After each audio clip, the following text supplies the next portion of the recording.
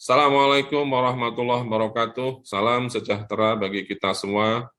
Radiografer Indonesia bersama sejahtera mendunia. Semoga Bapak Ibu, rekan sejawat dimanapun berada, pada saat ini dalam keadaan sehat walafiat, tanpa kurang suatu apa. Alhamdulillah kita pengurus Pusat Perhimpunan Radiografer Indonesia dapat berjumpa kembali dengan Bapak Ibu, rekan sejawat Radiografer Indonesia dalam kegiatan pembelajaran online atau modul pembelajaran e-learning Kementerian Kesehatan yang pada kesempatan ini mengambil tema dasar-dasar fisika MRI. Pemaparan materi akan disampaikan oleh rekan sejawat kita, Ibu Tri Asih. E-learning Kemenkes merupakan sebuah metode pembelajaran berbasis online dalam P2KB, program pengembangan keprofesian berkelanjutan untuk meningkatkan kompetensi tenaga kesehatan, khususnya radiografer. E-learning merupakan salah satu bentuk inovasi dalam memfasilitasi pembelajaran jarak jauh, sehingga dapat diterima dan diakses oleh seluruh masyarakat Indonesia, khususnya bagi tenaga kesehatan, dalam upaya peningkatan mutu kualitas tenaga kesehatan di fasilitas pelayanan kesehatan. Dengan adanya metode e-learning ini, maka dapat meningkatkan mutu kualitas tenaga kesehatan, khususnya teman-teman radiografer, dan perkembangan ilmu pengetahuan teknologi di bidang kesehatan. Selain itu, dapat digunakan untuk mendapatkan pemenuhan SKP dalam rangka memperpanjang STR nantinya. Selamat belajar, semoga Bapak, Ibu, dan rekan-rekan sejawat radiografer selalu dalam lindungan Allah Ta'ala. Terima kasih. Assalamualaikum warahmatullahi wabarakatuh.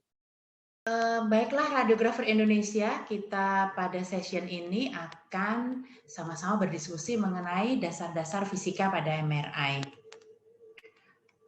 Sebagai pendahuluan, magnetic resonance imaging atau yang kita kenal dengan MRI itu dapat memberikan gambaran atau dapat menggambarkan organ dan struktur tubuh manusia dengan kualitas gambar yang sangat tinggi. Dan MRI ini pertama kali digunakan atau diaplikasikan dalam tubuh manusia pada akhir tahun 1970-an. Nah, saat sekarang MRI merupakan modalitas imaging pilihan yang dipergunakan untuk menggambarkan penyakit atau menggambarkan seluruh organ tubuh manusia, terutama pada sistem saraf pusat, dan juga dapat diaplikasikan secara luas bagi sistem yang lain, yaitu contohnya sistem kardiovaskuler, kemudian menggambarkan organ-organ dalam perut dan panggul, dan dalam sistem muskuloskeletal. Gambaran umum prosedur MRI, dalam MRI ini kita menggunakan efek gabungan yang terdiri dari beberapa medan magnet, yaitu medan magnet yang sangat kuat, kemudian juga medan magnet gradien, dan radiofrekuensi atau RF pulse.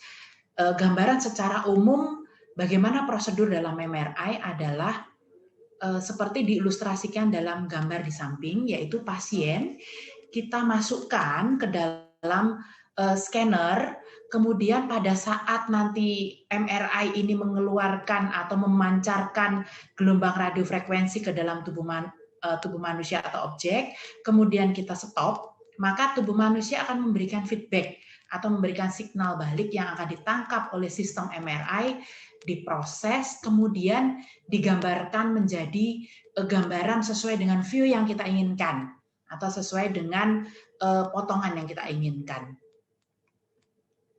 Nah, dalam MRI ini memiliki beberapa keunggulan, yaitu antara lain bahwa MRI memiliki kontras dan resolusi gambar yang tinggi. Kemudian jaringan lunak dalam MRI ini juga dapat digambarkan dengan detail karena tidak berhimpit atau tidak superimpose seperti pada foto radiografi yang lain. Nah, MRI yang terutama keuntungannya adalah sangat aman dan tidak bersifat invasif atau menimbulkan efek samping karena MRI tidak menggunakan radiasi pengion atau MRI tidak menggunakan radiasi yang menimbulkan efek samping karena MRI juga hanya menggunakan magnet dan menggunakan proses atau interaksi yang disebut sebagai resonansi. Nah, MRI dapat memberikan tampilan gambar dalam berbagai macam bidang dan dari seluruh tubuh. Nah, bidang ini secara medis disebut sebagai potongan aksial, koronal, dan sagital. Kalau kita tampilkan atau kalau kita jelaskan, maka yang disebut sebagai bidang atau view aksial itu adalah bidang yang membagi tubuh menjadi dua bagian, yaitu bagian atas dan bagian bawah. Sedangkan bidang koronal membagi tubuh menjadi dua, bidang depan atau bagian depan dan belakang. Jadi nanti dia akan memotongnya mengurut ke belakang. Kemudian bidang sagital itu membagi tubuh menjadi dua, yaitu bagian kanan dan kiri. Secara mudahnya, seolah kita memotong tubuh, membelah, kemudian kita buka penampangnya, kemudian kita akan menampilkan penampang melintang dari potongan tersebut. Nah, kalau aksial berarti atas dan bawah kita buka, koronal itu berarti depan dan belakang kita buka, dan sagital berarti kanan dan kiri kita buka. Secara aplikatif, MRI ini dapat dipergunakan untuk mendeteksi semua kelainan yang terdapat dalam tubuh manusia. Nah, aplikasi MRI atau pemanfaatan MRI pada bidang otak atau pada organ otak itu akan kira-kira gambaran seperti ini. Kemudian pada tulang belakang dan menggambarkan juga sistem pembuluh darah atau sistem peredaran darah pada tubuh manusia dari mulai kaki sampai ke ekstremitas atau sampai ke ujung tangan atau ujung kaki sampai ke kepala. Kemudian MRI juga memiliki superioritas atau memiliki kualitas gambar yang sangat baik dalam menggambarkan persendian dan jaringan lunak atau yang lebih dikenal dengan sebutan muskuloskeletal. MRI juga dapat digunakan untuk menilai atau dapat digunakan untuk memberikan gambaran anatomikal maupun patologi pada organ dalam perut dan dalam panggul atau organ abdomen pelvis. Nah, kalau selama ini kita mengenal atau kita mengetahui bahwa prosedur MRI sangat challenging atau sangat menantang atau sangat sulit pada saat kita pakai untuk menggambarkan organ yang pergerakannya sangat cepat, misalnya jantung, maka akhir-akhir ini kita sudah dapat mengaplikasikan MRI untuk menggambarkan organ jantung, baik dari secara fisiknya atau secara fungsinya. Nah, sekarang kita akan membahas mengenai hardware atau MRI tampak luarnya atau hardware-nya. Nah, kalau kita membicarakan mengenai hardware MRI, maka kita akan ketemu atau bertemu dengan scanner atau keseluruhan scanner ini. Nah, di dalam scanner ini ada magnet utama yang berupa kumparan di seluruh scanner, kemudian ada meja kontrol di mana nanti kita meletakkan objek atau pasien di atasnya, kemudian kita akan masukkan ke dalam scanner. Kemudian juga kita akan memiliki kontrol lain yang di sini berupa monitor yang biasanya nanti disinkronkan atau synchronize dengan fungsi yang lain, misalnya EKG, misalnya monitoring pasien dari heart rate-nya maupun dari tensinya maupun dari saturasinya nanti akan muncul dalam monitor ini. Nah, yang tidak kalah penting adalah bahwa MRI sekarang sudah diaplikasikan secara luas untuk menggambarkan organ tubuh manusia, terutama juga untuk menggambarkan sistem peredaran darah dan kelainan-kelainannya, maka kita membutuhkan juga alat penyuntik atau injektor otomatis. Nah, ini adalah mesin injektornya yang ini dapat dijadikan satu atau disinkronkan atau digabungkan dengan sistem MRI, ataupun ini dapat juga dipisahkan. Jadi ada dan tidaknya injektor ini merupakan satu pilihan. Jadi kalau misalnya memang tidak ingin memiliki injektor, maka injektor merupakan unit yang terpisah.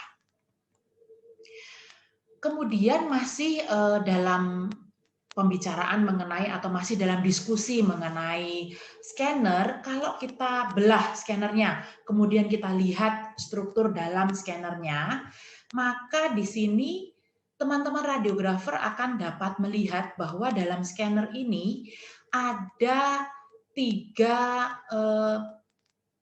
gelombang elektromagnetik yang bekerja.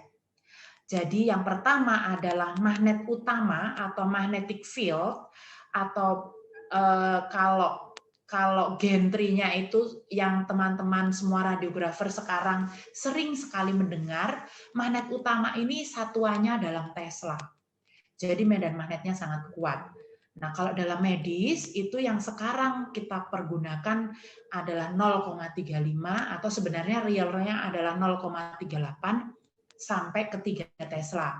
Tetapi sekarang sedang dikembangkan sampai ke 7 Tesla, tetapi untuk 7 Tesla ini masih dalam penelitian, masih dalam penggunaan laboratorium saja. Kita lanjutkan mengenai hardware. Magnet yang kedua merupakan medan magnet gradient. Jadi di dalam medan magnet utama ini juga nanti ada pada saat installment-nya ada medan magnet gradient yang merupakan satu kesatuan dari sistem imaging MRI. Nah, medan magnet gradient ini ada 3, yaitu gradient X, gradient Y, dan gradient Z. Nah, yang tidak kalah penting dari ketiga hal ini adalah radiofrekuensi. Karena radiofrekuensi ini fungsinya sebagai antena, fungsinya untuk memancarkan atau mengemisikan RF yang nanti dia akan memproses berinteraksi dengan tubuh manusia dan untuk menangkap kembali feedback atau sinyal balik dari tubuh manusia setelah interaksi tersebut dihentikan. Kemudian kita lanjutkan dengan apa yang terjadi dalam MRI. Nah, pada saat kita menempatkan pasien atau kita menempatkan tubuh manusia ke dalam medan magnet yang kuat, apa yang akan terjadi? Nah, kemudian juga bagaimana kita bisa menghasilkan gambar melalui karakteristik tubuh manusia dan interaksinya terhadap medan magnet.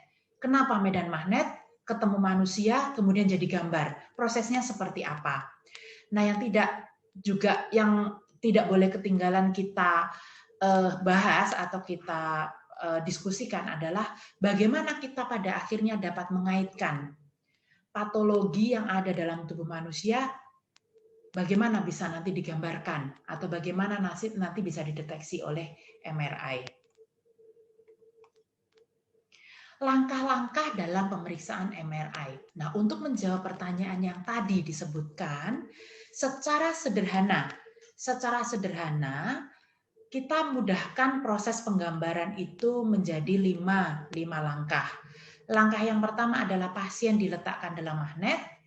Langkah yang kedua adalah gelombang radiofrekuensinya dinyalakan atau dipancarkan. Kemudian langkah yang ketiga ada gelombang radiofrekuensinya dimatikan. Kemudian tubuh akan mengeluarkan feedback atau signal balik yang akan ditangkap oleh antena.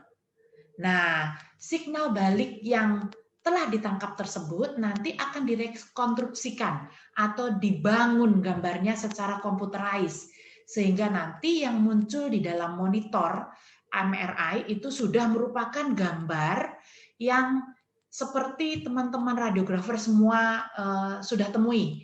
Gambarnya berupa black and white, kemudian gambarnya sudah merupakan view atau potongan yang sesuai dengan yang kita kehendaki, baik aksial, koronal, maupun sagittal. Sebelum kita melangkah ke langkah selanjutnya, maka kita coba dulu memahami mengenai tubuh manusia, kenapa bisa tubuh manusia itu berinteraksi dengan magnet.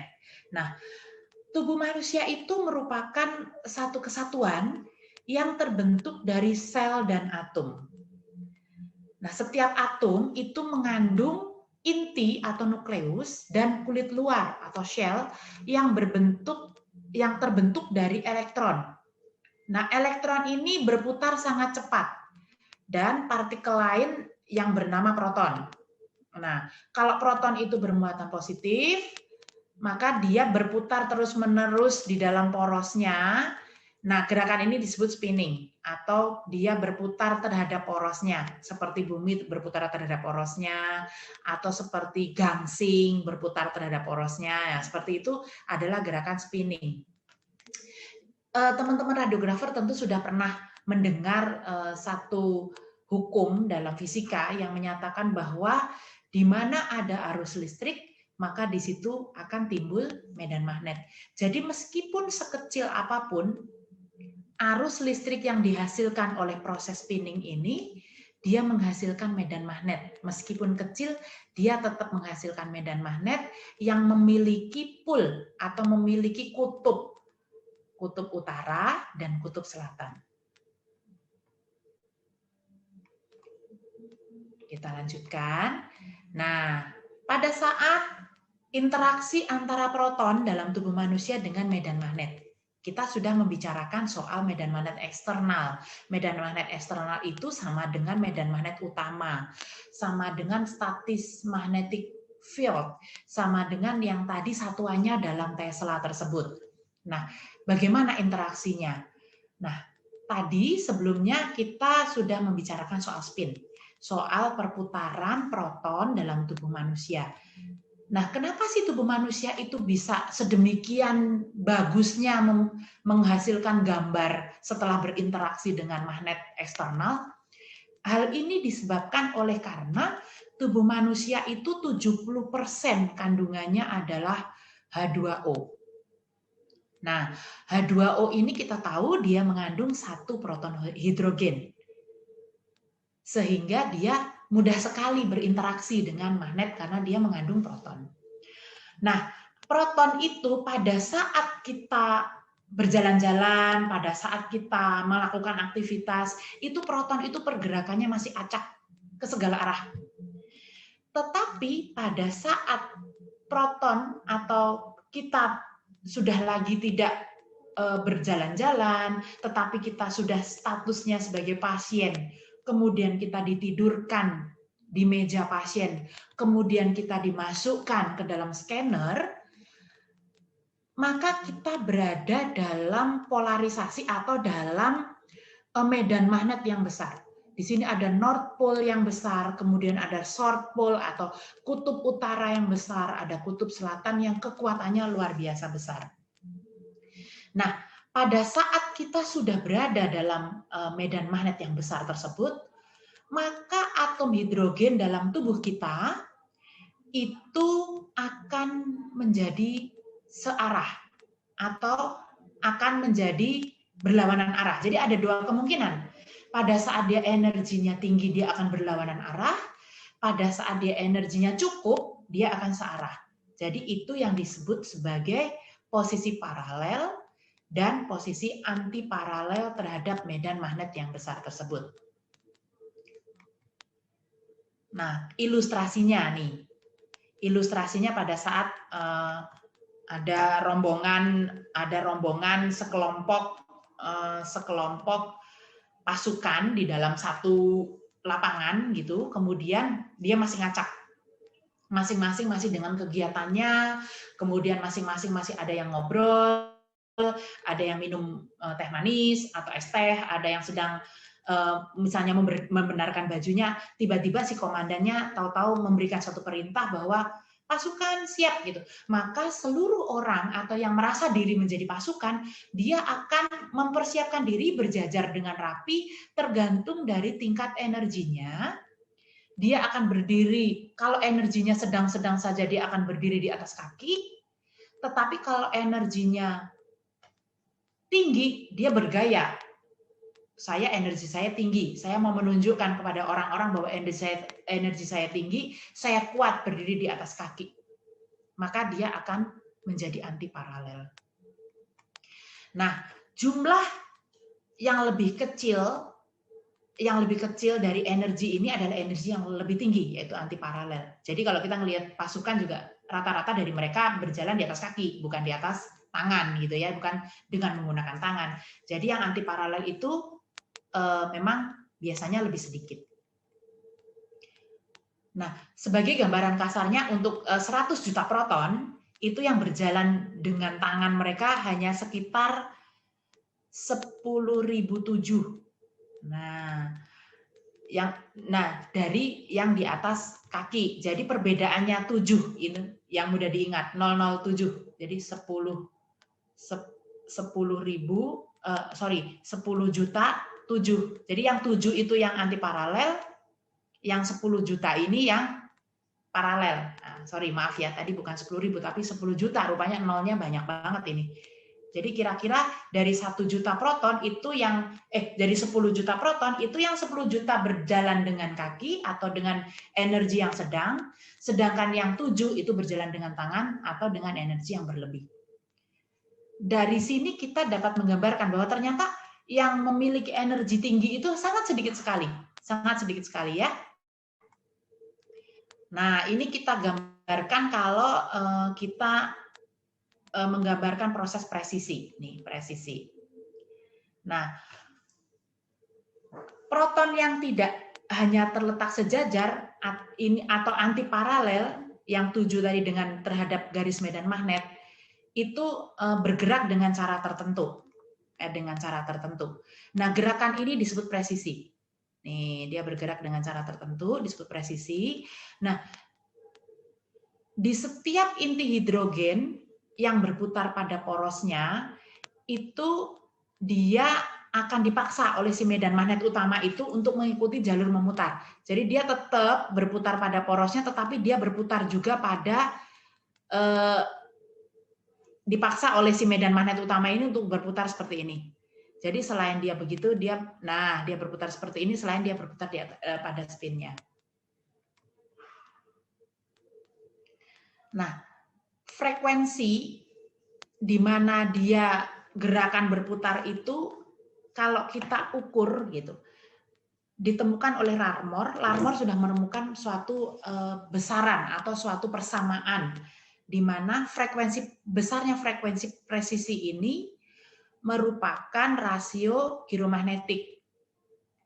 Rasio giromagnetik minus Tesla atau B0. B0 itu kekuatan medan magnet utamanya ya. Jadi kita misalnya menggunakan MRI 3 Tesla, berarti B0 dalam Tesla.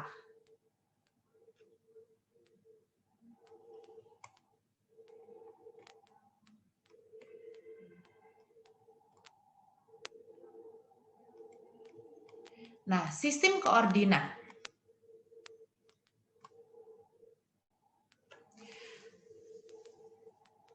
Nah, dalam sistem koordinat, sumbu Z berjalan ke arah garis medan magnet,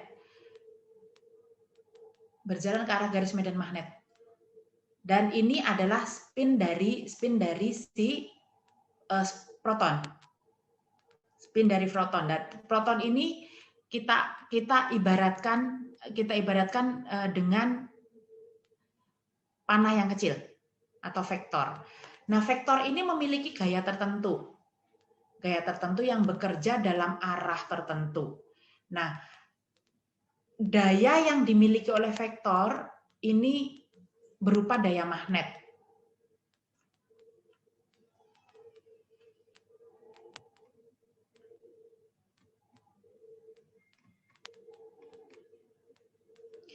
Proton yang berlawanan satu dengan yang lain itu, jadi kalau misalnya nih tadi kalau kita gambarkan proton yang tadi sejajar atau tidak sejajar, itu dia besaran energinya itu akan saling menghilangkan. Jadi dia berupa resultan daya. Jadi dayanya nanti dia akan saling, jadi besarnya yang paralel dan anti paralel itu dia nanti akan saling menghilangkan. Jadi nanti mana yang lebih besar itu yang akan bekerja. Proton yang tersisa, nah berarti setelah tadi saling menghilangkan, itu yang tersisa akan menghasilkan energi. Jadi dia akan berkumpul, kemudian energinya itu disebut sebagai sum factor atau net magnetization factor. Kalau di sini ini berkumpul semuanya menghasilkan arah magnet yang berwarna orange. Nah, menghasilkan energi secara total.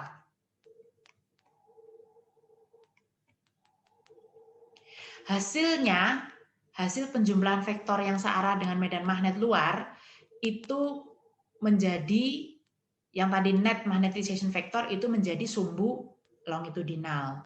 Jadi menjadi longitudinal. Itulah kenapa kita menyebutnya sebagai magnetisasi longitudinal.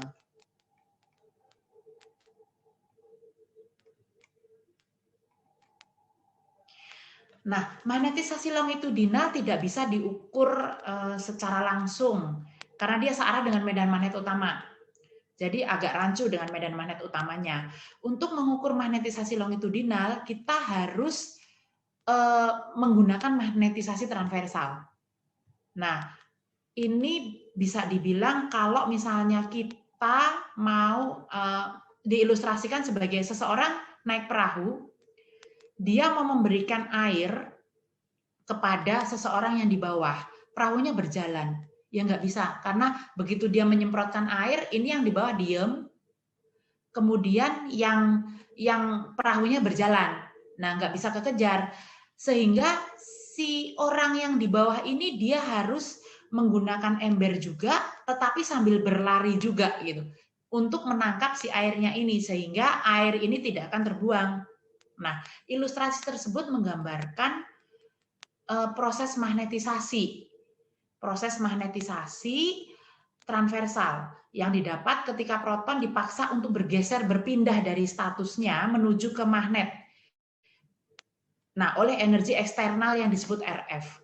Jadi sebenarnya radiofrekuensi ini berfungsi untuk menghasilkan satu energi yang memaksa timbulnya geseran atau berpindahnya atau bergesernya proton sehingga statusnya bisa mengikuti gitu. Sehingga statusnya berubah, energinya menjadi lebih tinggi.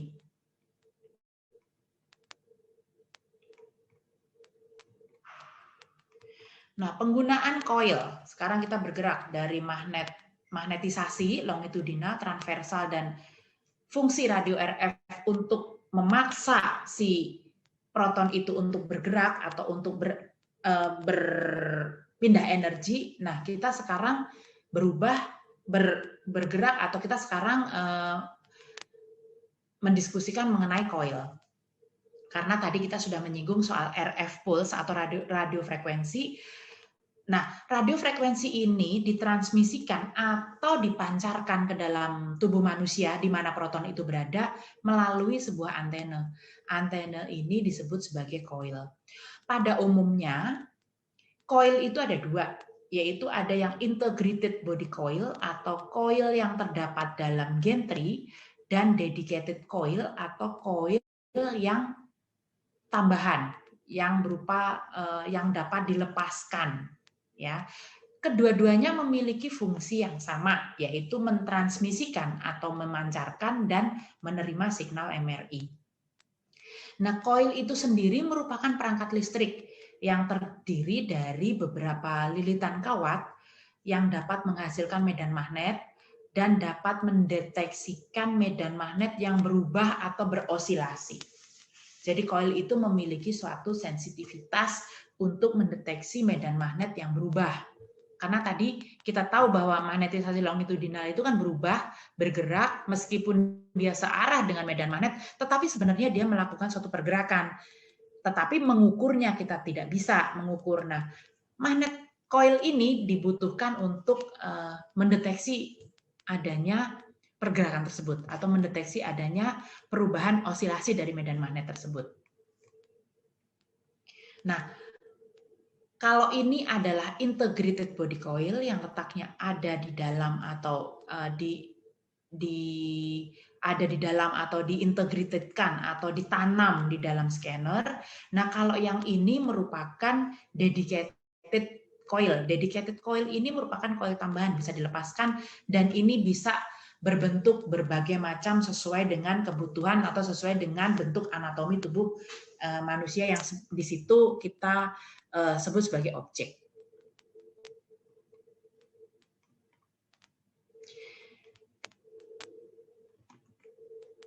Nah, coil itu bentuknya bisa macam-macam. Jadi coil itu bisa bermacam-macam bentuknya, mulai dari yang lebar seperti ini, kemudian bentuknya ada yang melengkung, kemudian bentuknya ada yang bulat, atau bentuknya ada yang volumetrik atau dia seperti lorong. Nah, seperti ini.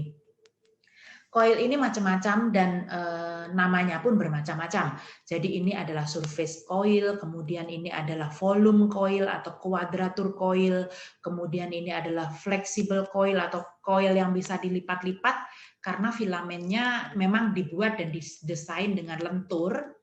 Dan ini adalah coil yang dikhususkan atau coil yang disesuaikan bentuknya dengan bentuk objek. Misalnya kalau ini adalah bahu, jadi coil yang disesuaikan dengan bentuk bahu. Nah, kalau ini adalah breast coil atau coil untuk pemeriksaan payudara, sehingga di sini ada ruangan di mana kita bisa menempatkan objek di dalam coil supaya menghasilkan gambar yang lebih baik lagi. Supaya coil ini dapat mentransmisikan atau menangkap signal dari objek tersebut sedekat mungkin. Radiofrequency pulse atau RF pulse. Nah, radiofrequency pulse atau RF pulse itu sebenarnya dipancarkan atau dikirim ke tubuh manusia untuk mengganggu atau untuk mengubah magnetisasi longitudinal. Ya, tadi sebelumnya sudah kita singgung bahwa RF pulse ini fungsinya sebagai pengganggu, sebagai memicu untuk terjadinya proses osilasi. Sebagai pemicu supaya si proton ini bekerja atau bergerak untuk mensejajarkan diri dengan pergerakan dari magnetisasi longitudinalnya. RF pulse sendiri memiliki frekuensi yang sama persis dengan frekuensi presisi proton agar dapat bertukar energi.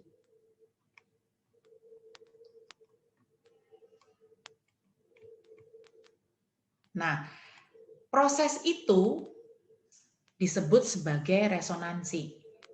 Sebagai gambarannya, pada saat kita memainkan garpu tala atau tuning fork, itu kita menekan atau memukul garpu tala itu sekali, maka garpu tala yang lain yang memiliki frekuensi yang sama, dia juga ikut bergetar dan mengeluarkan suara. Nah, sama RF pulse ini juga memiliki frekuensi yang sama dengan presisi proton, sehingga bisa saling tukar-menukar energi. Nah, ketika RF pulse 90 derajat ini diterapkan, maka proton akan mendapatkan atau karena dia diganggu, diberikan energi berlebih, maka dia akan mendapatkan energi yang lebih. Dan dia akan berbalik melawan energi medan magnet utama. Nah, kita gambarkan di sini pada saat dia tidak mendapatkan RF pulse, kemudian begitu mendapatkan RF pulse, maka dia akan berbalik. Nah, ini yang disebut sebagai RF pulse 90 derajat. Nih, RF pulse 90 derajat diterapkan, maka dia akan berbalik. Nah, ini yang disebut sebagai flip angle atau FA. Magnetisasi longitudinal akan berkurang hingga 0. Tergantung dari RF pulse yang diberikan. Sementara magnetisasi transversal akan naik. Ya. Kemudian semua proton akan berpresisi pada frekuensi yang sama dan momen magnetnya berada dalam satu fase dengan yang lain, berarti mereka dalam posisi yang sama. Jadi dia berpresisi pada frekuensi yang sama dan melakukan tadi proses yang disebut sebagai resonansi. Nah, pada saat si RF radiofrequency pulse ini dimatikan, kita stop, maka ini yang disebut sebagai proses relaksasi atau proses pemulihan atau proses istirahat. Nah, hukum elektromagnetik menyatakan bahwa jika koil penerima ditempatkan pada bidang transversal, maka tegangan akan dapat diinduksikan dalam koil penerima tersebut. Nah, tegangan yang kita sebut di sini adalah signal MRI dengan frekuensi signal yang sama dengan frekuensi Larmor. Pada RF pulse 90 derajat, ketika RF pulse-nya dimatikan, maka proton akan cenderung kembali sejajar dengan medan magnet utama, seperti posisi semula, magnetisasi longitudinal. Nah, proses kembalinya proton setelah dia berpresisi kemudian dia kembali kepada medan, arahnya kembali ke medan magnet utama, itu disebut sebagai proses relaksasi. Nah, proses ini tegangan yang diinduksikan pada kumparan akan menjadi berkurang. Nah, berkurangnya atau meluruhnya tegangan induksi ini disebut sebagai peluruhan induksi bebas atau free induction decay.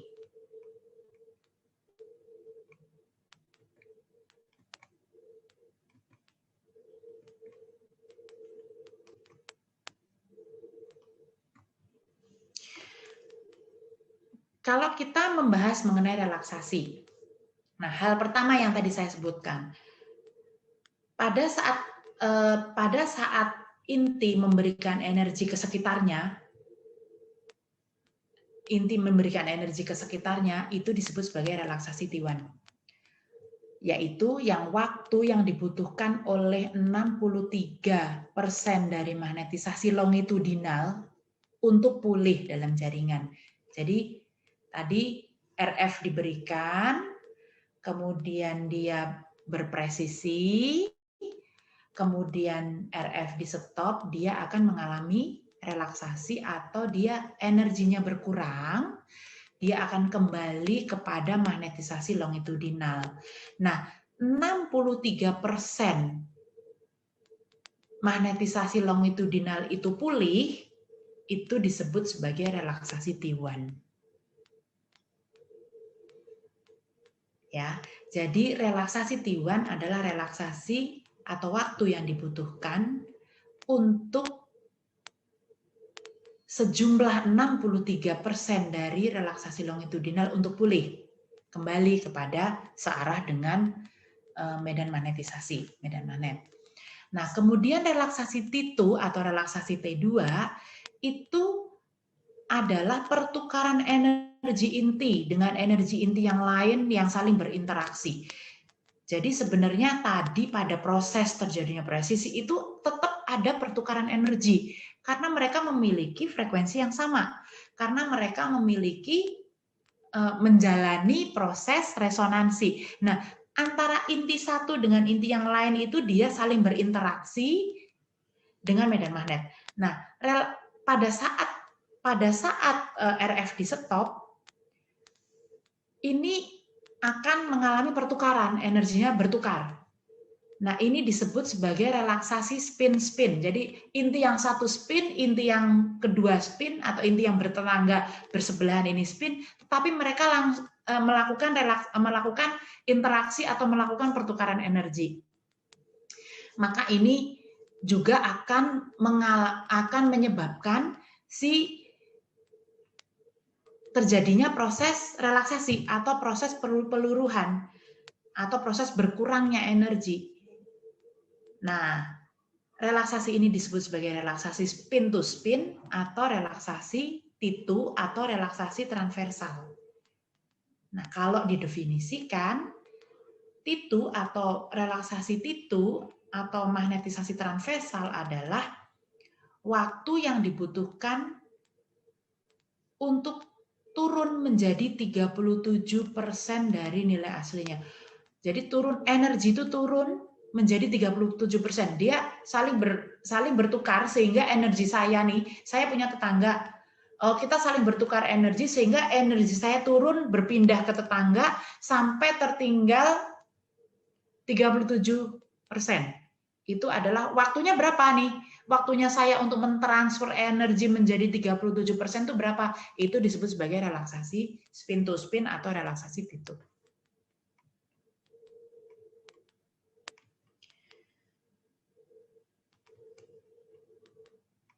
kita sekarang menginjak ke time relaxation atau TR. Satu pulse, kita kalau memberikan RF pulse 90 derajat, tadi flip angle itu, satu pulse saja nggak cukup untuk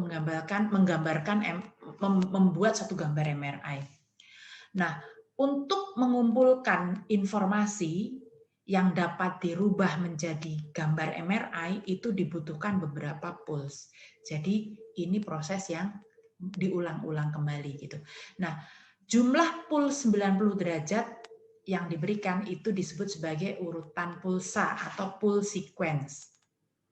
Waktu antara satu pulse dengan pulse berikutnya, waktu pengulangannya, jadi satu kali pulse, kemudian nanti saya berikan lagi satu kali pulse lagi, itu disebut sebagai TR atau time repetition atau waktu pengulangan. Nah, ini satuannya dalam millisecond. Kalau kita bayangkan ya, 1 detik aja tik gitu. Ini millisecond. Jadi cepat sekali. Nah, TR itu menentukan jumlah relaksasi T1 yang terjadi dalam 2 pulse. Kalau kita gambarkan di sini, TR itu pulse 90, pulse 90 lagi. Ini TR-nya ini menentukan relaksasi T1-nya yang terjadi berapa gitu. Itu satu TR.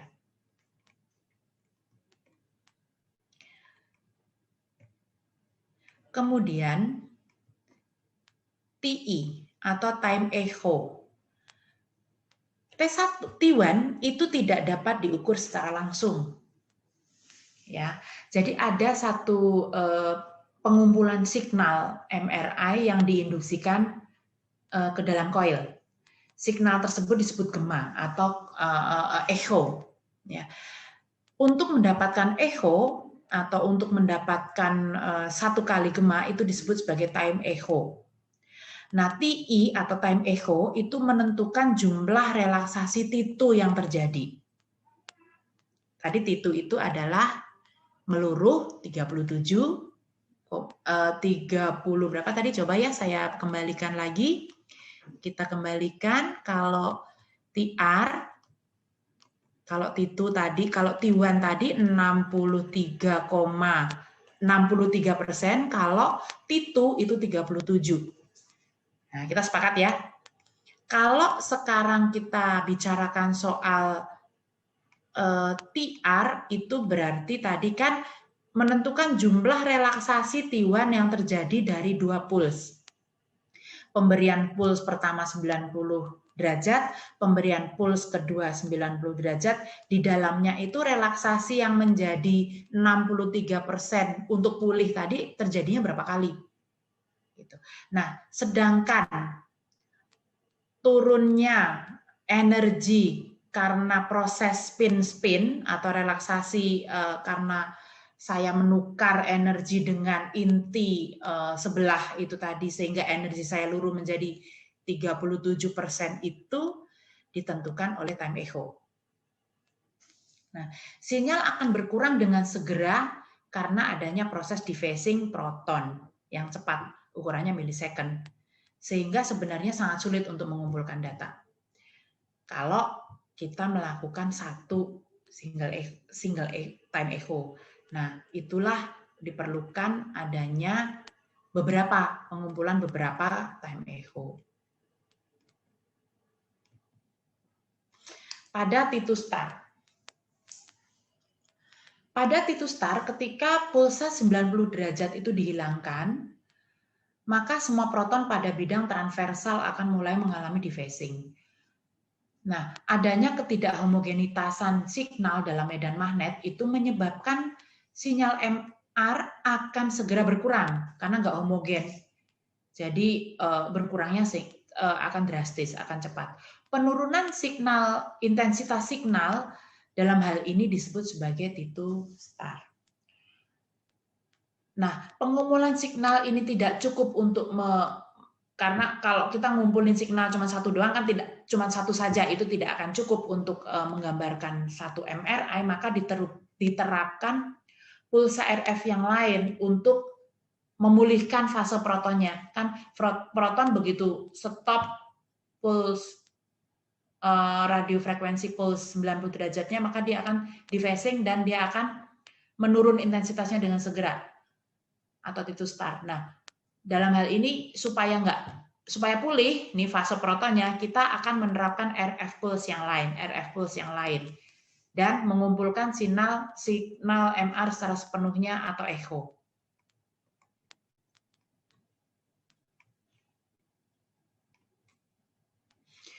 Sehingga pulsa 180 derajat diterapkan untuk pemulihan fase proton, tepat setelah TE per 2 milisecond.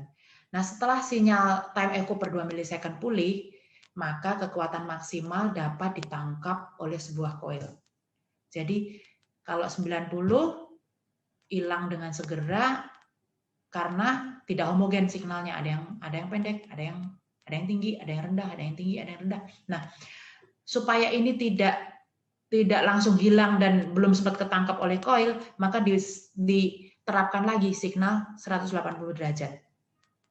Pada saat ini sudah mau hilang, kita tambahin lagi pulsa 180 derajat, sehingga nanti coil bisa nangkap.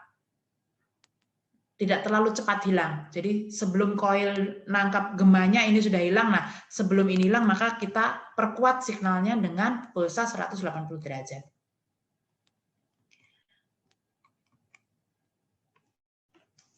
Nah, untuk mengilustrasikan, kita ada lomba nih.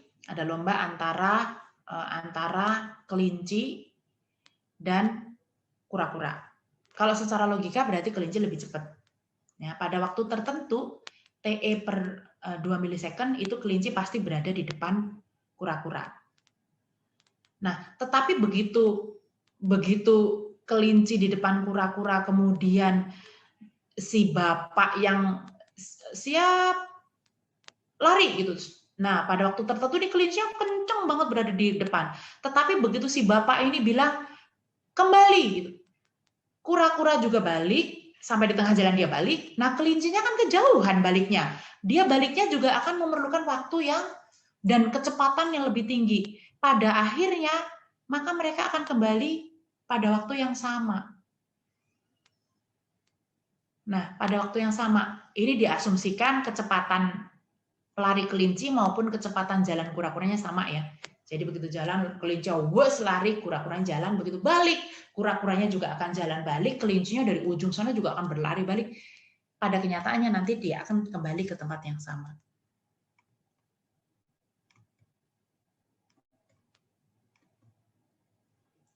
Nah, ini adalah urutan pulse spin echo.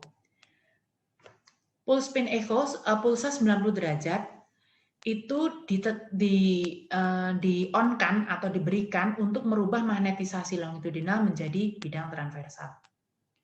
Kemudian, setelah beberapa saat, setelah TE per 2 milisecond, disusulkan lagi radio frekuensi pulse yang lain, yaitu 180 derajat. Nah, kemudian setelah ini diterapkan, maka gema dibangkitkan, dan barulah itu nanti signal akan ditangkap oleh coil. Signal akan ditangkap oleh coil, dan itu dikumpulkan oleh coil untuk kemudian direkonstruksi menjadi gambar. Nah, setelah pengumpulan gambar, maka kita akan mendapatkan gambaran spin echo. Gambaran spin echo. Jadi gambaran spin echo ini setelah kita peroleh, kita tetap ada perbedaan kontras antara jaringan yang satu dengan jaringan yang lain dari area yang berbeda. Nah, bagaimanakah relaksasi longitudinal dan relaksasi transversal itu mempengaruhi perbedaan kontras gambar, dan bagaimanakah T1 dan T2 mempengaruhi kontras gambar pada area scan atau area yang dipindai. Nah, itu tergantung dari berapa besaran time repetition dan time echo yang ditentukan.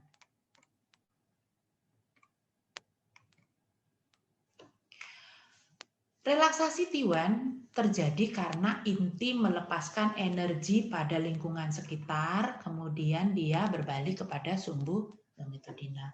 Sedangkan relaksasi T2, saya ulangi, itu merupakan peluruhan energi sebagai hasil interaksi antara medan magnet satu dengan medan magnet yang lain. Nah, untuk menyederhanakan pemahaman ini, mari kita tengok perbedaan T1 dan T2 lemak dan air. Nah, ini bisa kita jadikan contoh karena badan kita ada lemak, badan kita ada air.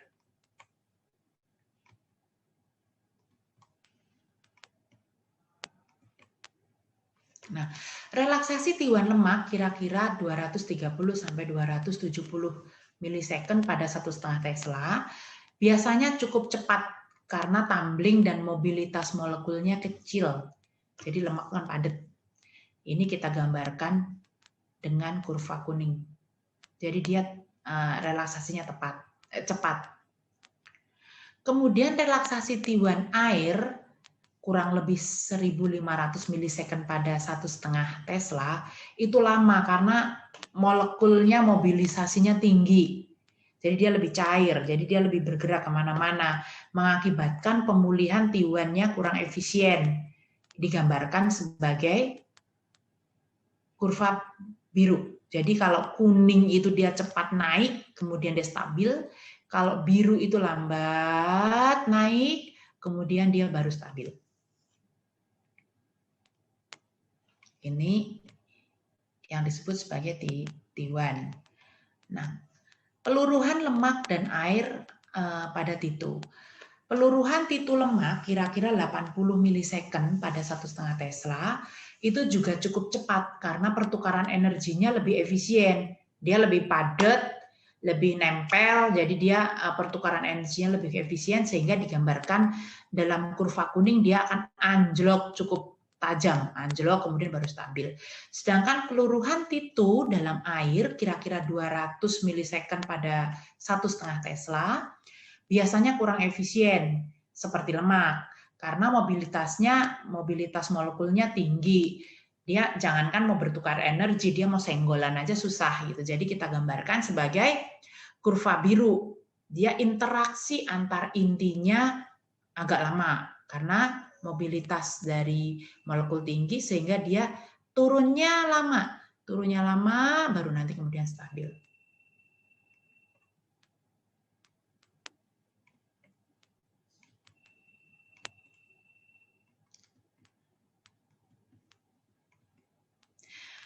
Dengan membentuk urutan puls MR atau puls magnetic resonance, maka dimungkinkan kita untuk menentukan kontras gambar. Jadi pulsa yang tadi kita berikan itu ternyata bisa diurutkan secara urutan tertentu gitu. Dengan memilih TR pendek, perbedaan kontras T1 antara lemak dan air akan jelas terlihat karena T1 lemak pendek, sedangkan T1 air cukup panjang. Sedangkan TR tidak akan berkontribusi terhadap perbedaan antara kontras T1 relaksasi lemak dan air, karena air sudah jenuh. Ya, saya ulangi, jadi pada pemilihan TR pendek, perbedaan kontras antara lemak dan air cukup terlihat jelas. Nih TR-nya pendek, karena kontras lemak pendek, sedangkan T1 lemah pendek, sedangkan T1 air panjang. Sedangkan kalau kita menerapkan TR-nya nanti panjang, ya berarti dia nggak berkontribusi memberikan perbedaan kontras, karena mereka dua-duanya sudah jenuh. Karena T1 lemak kan sudah pendek, jadi sudah jenuh. Pada saat TR-nya lebih panjang ya berarti dia sudah jenuh, sudah tidak ada lagi proses relaksasinya sudah sempurna. Nah, kalau TI yang panjang, kontras T2 antara lemak dan air akan cukup terlihat karena T2 lemak juga pendek, T2 air juga panjang. Jadi peluruhan yang tadi kita sebutkan tepatnya padat, kontribusinya antara interaksi inti dengan inti cepat. Nah, itu kalau kita kasih TE yang panjang, perbedaan TE yang panjang tidak akan berkontribusi terhadap kontras T2 karena relaksasi T2 lemak dan relaksasi T2 air terlalu dini.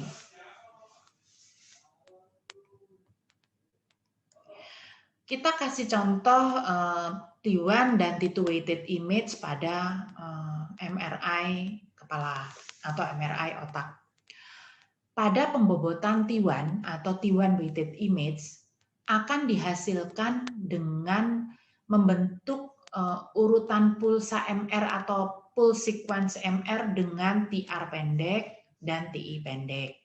Jadi pada gambar ini akan dibentuk, gambar ini terbentuk pada saat kita terapkan TR pendek dan TI pendek.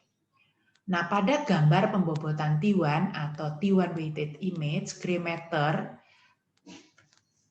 di mana T1-nya lebih panjang akan tampak lebih gelap. Jadi gray matter-nya lebih gelap nih. Gray matter-nya lebih gelap daripada white matter yang T1-nya lebih white matter yang T1-nya lebih pendek. Nah, sementara CSF akan tampak gelap karena T1-nya sangat panjang.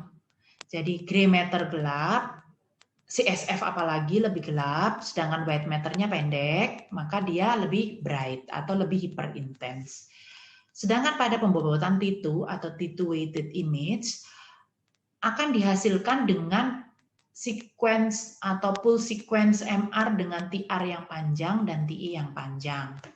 Pada T2 weighted image biasa, gray matter T2-nya lebih panjang.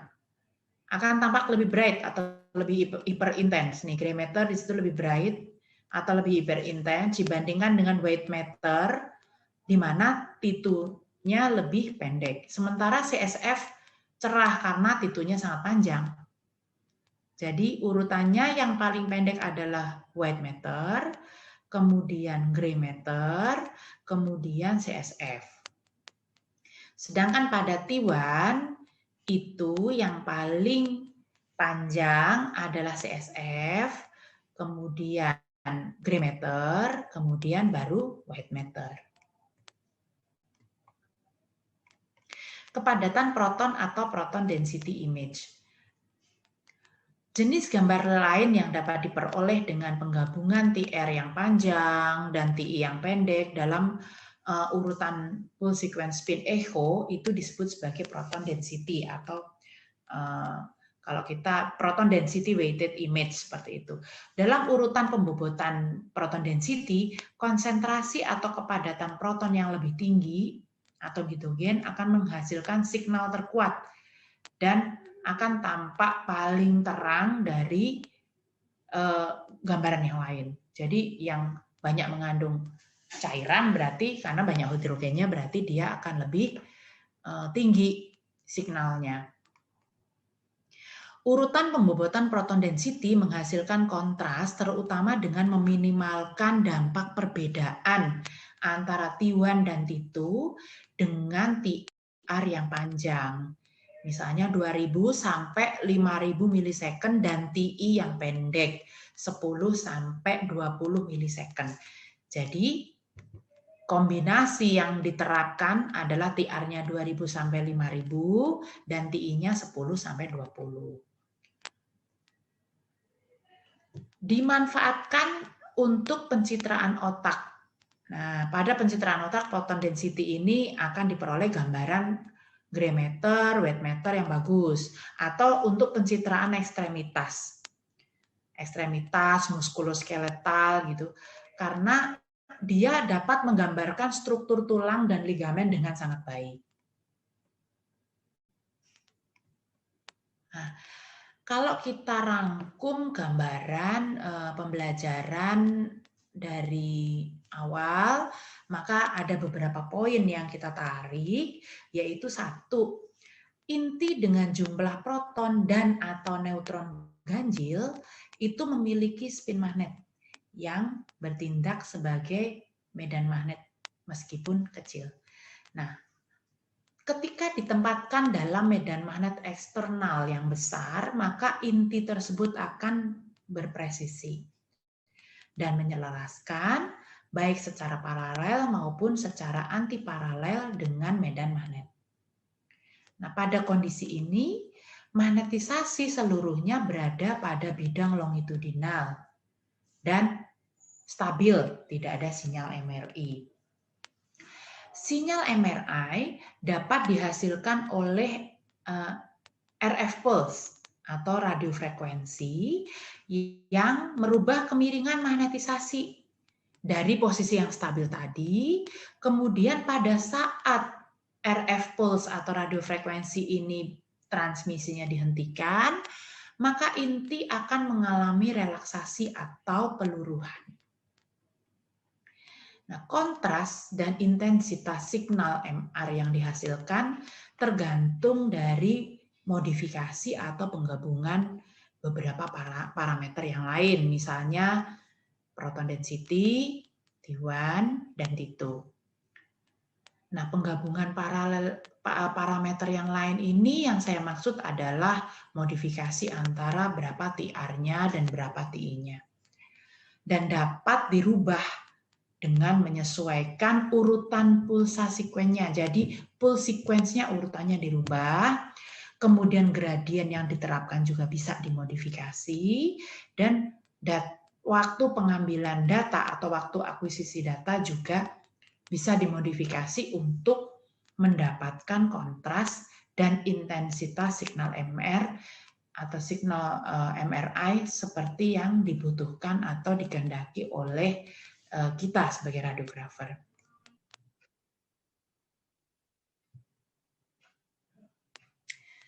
Baiklah rekan-rekan radiografer Indonesia semua, untuk kali ini kita akan sama-sama menyaksikan tutorial bagaimana pemasangan coil yang dalam hal ini saya kasih contoh adalah dedicated coil, bagaimana pemasangannya.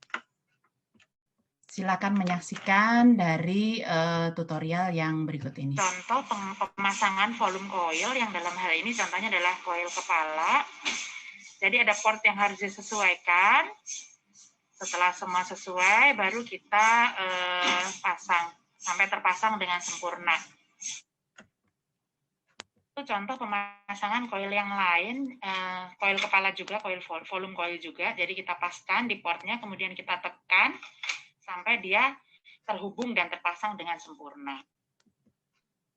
Kita akan praktekkan cara pasang coil kepala.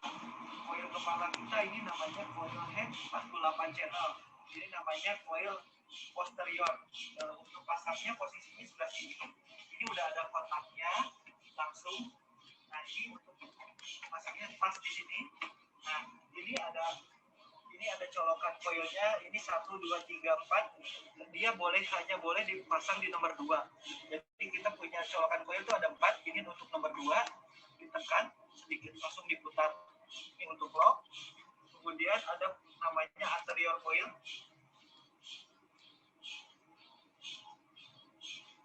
Ini anterior coil yang 48 channel. Cara pasangnya kita letakkan di sini. Dan ini ada kunciannya. Ini cara letaknya. Pas posisinya di sini, kemudian kunci. Setelah dikunci, ini ada nomor 1, 2, 3, 4. Dia hanya boleh dipasang di nomor 1. Kita pasang nomor 1 di sini. Ditekan terus diputar. Kemudian untuk memastikannya kita cek coilnya apakah udah masuk atau belum. Cek di sini. Kita ada nomor 1 dipasang head channel 48 channel untuk anterior, dan nomor 2 head 48 channel posterior. Kemudian baru kita naikin ke sini.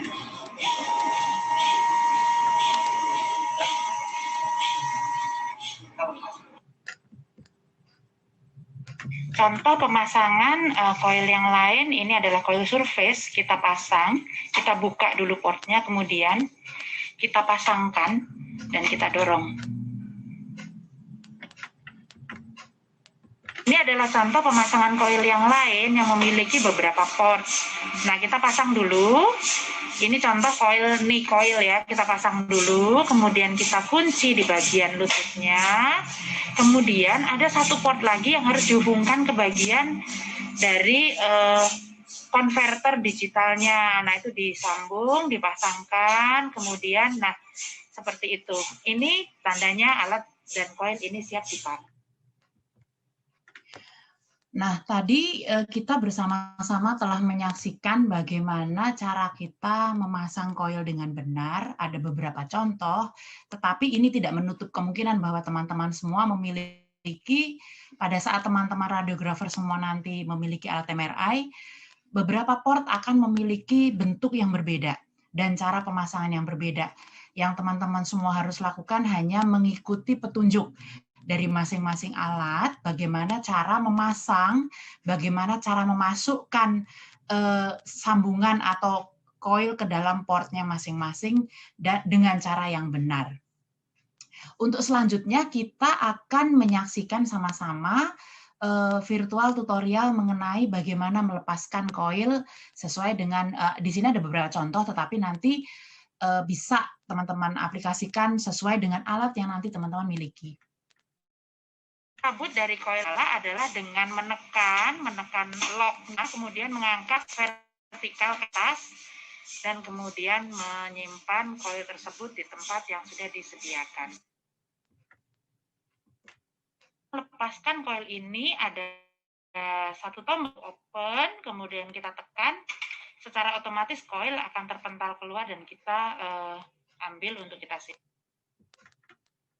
Melakukan pelepasan koil kepala, yang pertama dilakukan adalah dibuka untuk konektornya ke MRI-nya, kemudian dibuka kunciannya dilepas, pastikan pegangannya kuat di tempat yang kuat, kemudian disimpan di tempat yang sudah disediakan. Untuk posteriornya sama, dibuka dulu untuk konek ke meja MRI-nya, kemudian kita angkat, disimpan di tempat yang sudah disediakan.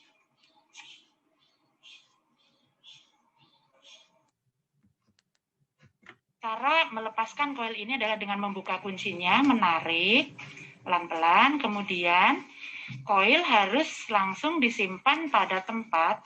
Biasanya di tray-nya itu sudah ada tempat yang khusus untuk menyimpan koil dengan bentuknya yang unik, sehingga koil tidak akan terlipat dan tidak akan mengalami kerusakan. Bentuknya sesuai dengan dimensi atau secara ergonomi sesuai dengan bentuk koilnya. Mencabut dari koil ini adalah memutar penguncinya berlawanan arah dengan jarum jam, kemudian mencabut port koil, menutup untuk mengamankan fiber optiknya, kemudian kita buka pengunci koil lututnya. Nah, kemudian kita buka dan kemudian kita simpan.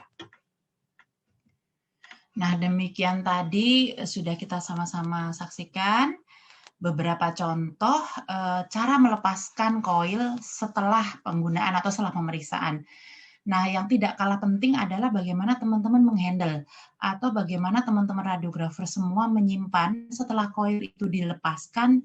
Teman-teman harus menyimpan pada tempat yang sesuai, yang menutup atau meminimalkan kemungkinan adanya kerusakan koil oleh karena penyimpanan yang tidak sesuai. Nah, ini ada contoh gambar yang bisa teman-teman radiografer semua saksikan. Gambar ini didesain pada saat kita membangun atau menginstalmen dari sebuah ruangan MRI. Nah, bagaimana bentuk dari storage coil ini tergantung dari space atau ruangan yang tersedia seberapa luasnya. Nah, teman-teman bisa berkreasi untuk menciptakan satu kabinet atau satu lemari khusus yang nanti bentuknya pun sesuai dengan kebutuhan dari masing-masing koil. Jadi apabila koilnya panjang seperti ini, ya kita nanti akan bentuk si lemari ini dengan space yang panjang. Dan kemudian untuk menyimpan alat-alat support yang kompatibel dengan MRI, yang biar kita simpan dalam satu tempat. Terus misalnya kalau ini saya tunjukkan di sini adalah monitor untuk anestesi yang kompatibel dengan MRI, maka saya akan simpan di sini. Nah, teman-teman semua bisa berkreasi. Ini disesuaikan dengan kebutuhan masing-masing dan ruangan yang disediakan oleh alatnya atau ruangan yang tersisa setelah membangun ruang scanner, membangun alat scanner itu sendiri. Nah, kalau misalnya teman-teman tidak memiliki ruangan untuk membangun suatu kabinet yang stasioner atau kabinet yang tetap, maka teman-teman bisa memakai tray. Jadi ini adalah troli yang berisi beberapa kotak penyimpanan yang bisa kita pakai sesuai dengan kebutuhan. Jadi di sini, mohon maaf, di sini ada tempat untuk head coil dan di sini ada tempat untuk surface coil. Jadi troli ini bisa digunakan sebagai alternatif. Nah, kira-kira demikian hal-hal yang bisa kita pelajari bersama dalam session ini. Mudah-mudahan bermanfaat bagi teman-teman radiografer semua. Dan saya sebagai presenter, saya mengucapkan banyak-banyak terima kasih.